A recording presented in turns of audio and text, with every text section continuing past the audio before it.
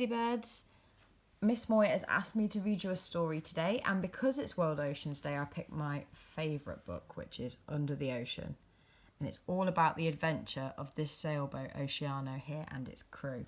So, because the crew are about to go on a big adventure, I've got my captain's hat on, which says skipper, which is another name for a captain of a boat. So I'm going to pop that on.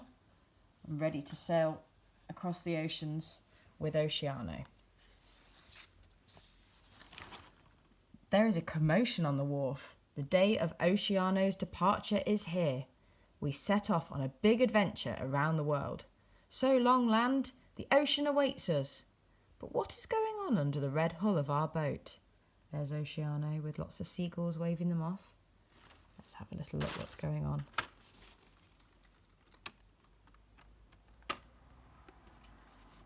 At the bottom of the murky port, under the sailboats, ships and trawlers, there is a pile of rubble and wreckage. Eels, grouper and mackerel are busy dodging boat anchors and fishing nets. That doesn't look very good to me. Let's see. The big blue stretches as far as the horizon. Our boat quietly glides across the smooth sea. But who belongs to this huge fin that is breaking the calm surface? Can you guess, ladybirds? Look how big it is next to Oceano. Let's take a look. As I predicted. It is a majestic whale accompanied by her calf. Little fish gather around them in a swirl, while a jellyfish deploys its transparent veil. Look, got green sea turtle too. And two big whales, even the baby's massive. This is the Great White Arctic. The silence is broken from time to time by the sound of ice cracking. As the ice melts, we meet the inhabitants of the North Pole, who are threatened by its change. But where has the captain gone? Should we have a little look before we look for the captain? We've got walrus. Up here you can just about make out an Arctic fox. And they're white, which hides them in the snow from anything that might want to eat them. Possibly like polar bears. I've got more seals and walrus over here. And then a little penguin. That's quite a little one, so it's not a king penguin or an emperor penguin. It looks a little bit maybe like a Gen 2 penguin. But we've got to carry on looking for the captain, so let's see if you can spot him. He's quite hard to find. Let's have a little look. Can you see him? There he is. On board his yellow submarine, he ventures between translucent icebergs. Such restlessness. Small fish by the thousand fly from one hiding place to the next to escape the killer whales and seals. Lots going on under here, look. There's all the seals. And can you just see the killer whales or orca down here? And these white ones, they're beluga whales. You can recognise them because they're completely white. And then, does anybody know what these are, ladybirds? These are narwhal. And they are whales. They call them the unicorns of the oceans.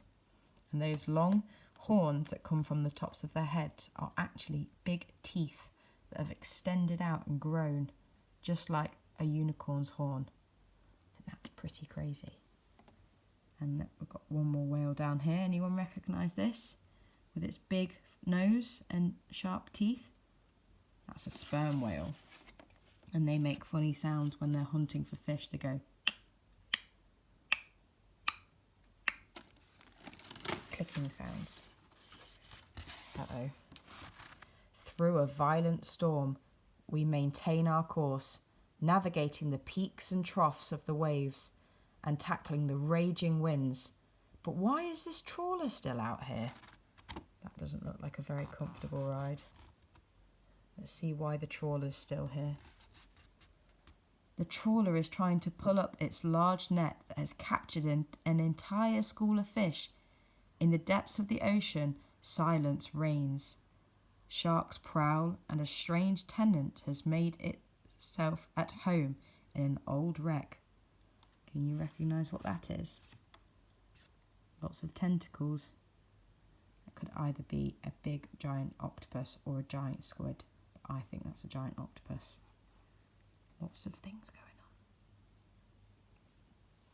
on. Let's see if Oceano makes it out of the storm. Whew. It is here, in the untouched beauty of this lagoon, that the anchor is dropped. But Oceano is as deserted as the sandy beach. Where can the crew be?